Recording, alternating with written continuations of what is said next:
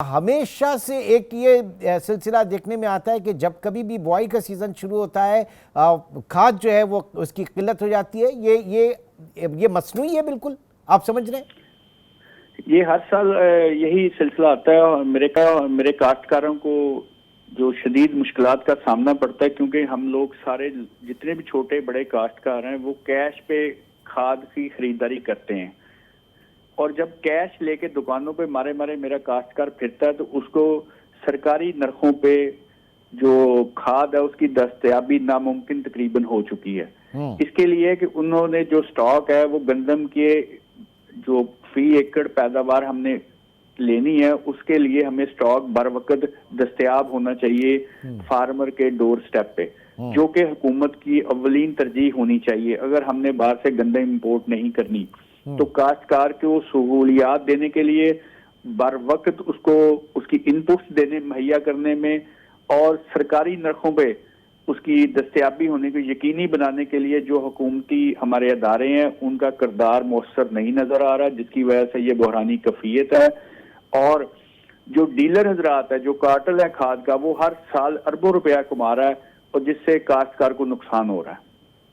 अच्छा, अब सुनाए कि जनाब निगरां हुकूमत पंजाब जो है मोहसिन नकवी साहब बहुत ज़्यादा इसके ऊपर जो है वो मामलात को देख रहे हैं। वो जो फर्नीज हैं उनसे भी बात कर रहे हैं और पूरी कोशिश है कि सप्लाई जो है उसको यकीनी बनाया जाए। तो किस हद तक ये दावे हुकूमत के सही हैं या सिर्फ तसल्ली तशफ़ी है? ये इमरान साहब सिर्फ तसल्ली दी जा रही है। अब देखें ना, हम पहला पानी लगा चुके हैं पंजाब में गंदम को। पहले पानी के साथ हमने यूरिया खाद की देनी चाहिए थी गंदम को, वो हमें मैसर नहीं है। जब पहले पानी के साथ हम खाद नहीं दे पाएंगे तो प्रोडक्शन में जारी तौर पे फर्क आएगा।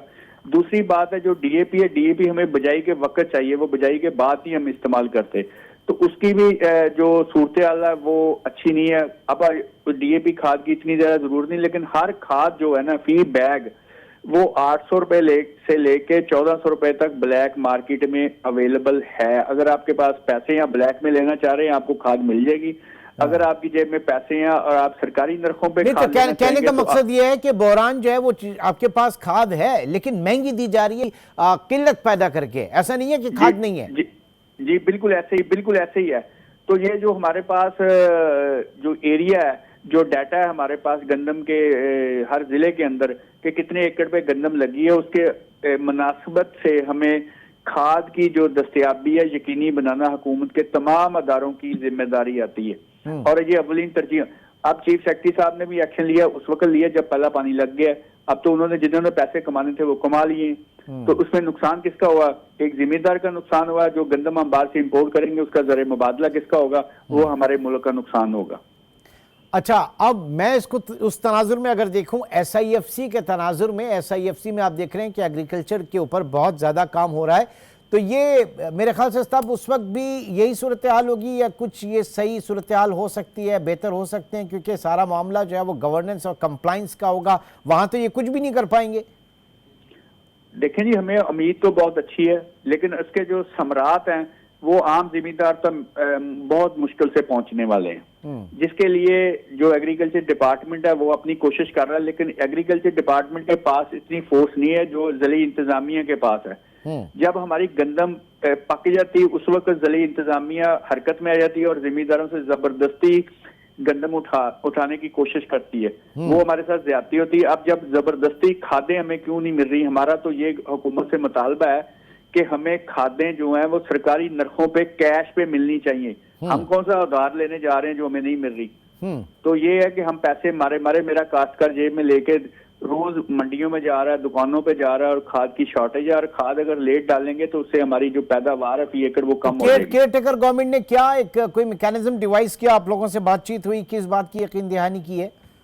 यकीन दहानी है तो बहुत सारी करते हैं, लेकिन उनसे यकीन दहानी है कि समरात नहीं मिल रहे। मतलब है कि एक तो जो खाद के बड़े बड़े डीलर हैं उनको दरमियान में बिठाया जाए, उनके साथ बातचीत की जाए ताकि वो अपना स्टॉक रिलीज करें। अब वो अपना स्टॉक जो है ना स्लो रिलीज कर रहे हैं, जिसकी वजह से गंदम की खाद की बहरानी कफियत पैदा हो रही है। ओके, तो उनका पॉइंट ऑफ व्यू क्या है इस हवाले से कि अगर चीज नहीं है, सप्लाई कंस्ट्रेन है, या तो वहां का क्या जो वो कह रहे हैं जी हमारे पास सप्लाई नहीं है। दुकानदारों के पास जाए ना कि हमें सरकारी रकम, वो कहते हैं जी हमारे पास खाद नहीं। और हर डीलर ने A-B क्लास के गोदाम बनाए हुए हैं कि जो उसका मेजर गोदाम है वो खाली पड़ा हुआ है। जब कोई बंदा अप्रोच करता है या ब्लैक में खाद लेना चाहता है तो वो कहते हैं फलां आप दुकान पे जाएं और फलां गोदाम पे जाएं, आपको खाद मिल जाएगी।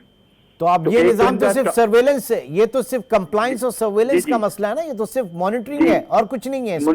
मॉनिटरिंग सख्त होनी चाहिए। दूसरी बात है कि हर तहसील लेवल पे जितनी खाद की जरूरत है उसके मुताबिक उसकी सप्लाई बहाल होनी चाहिए और यकीनी होनी चाहिए। तो कौन इसके ऊपर एक्शन लेगा दोबारा? मतलब जो जो एक्शन लेने वाले वो तो ऐसे ही बैठे हुए हैं। देखिए जी, अब आगे से वो इलेक्शन के मसरूफियत जली इंतजामिया सारी होगी और इसकी जो प्रायोरिटी है वो हमें नजर आ रही है कम से कम होती जा रही है। तो इसमें यही सबसे ज्यादा जो फायदा हो रहा है, जो खाद के माफिया है उनको फायदा हो रहा है और काश्तकार को भी नुकसान हो रहा है, हुकूमत को भी नहीं, नुकसान हो रहा है। लेकिन हमारे जो सियासतदान है उनका एक बहुत बड़ा वोट बैंक है ना, ये आपके जो जितने भी एग्रीकल्चर जो सेक्टर है, अब तो इलेक्शन के दिनों में तो जरा फोकस होना चाहिए इसके ऊपर। जी बिल्कुल, हमें फोकस नजर नहीं आ रहा है इस वक्त। कोई फोकस नजर नहीं आ रहा। तो अल्टीमेटली हमारे क्या जी, आप जी। समझ रहे हैं कि हमारे खुदा ना खास्ता ये बुहरान संगीन होता है तो एक इसका जो स्पाइरल इफेक्ट है वो आपकी गंदम के ऊपर ही पड़ेगा, या और जो अगली बुआई है वो भी मुतासिर होंगी? देखिए जी, ऐसे पहले ये था कि हमारा जो क्रशिंग सीजन था वो एक माह लेट शुरू हुआ, उसकी वजह से गंदम का एरिया कम हो गया क्योंकि गन्ने की फसल हम शुगर इंडस्ट्री को दे के कुछ लोग हमारे वहां पे गंदम लगाते थे। वो एरिया हमारा कम हो गया क्योंकि 1 से 1.5 माह जो शुगर मिले हैं वो लेट चली हैं। उसका नुकसान भी जिम्मेदार को भी हुआ और हुकूमत को भी हो रहा है।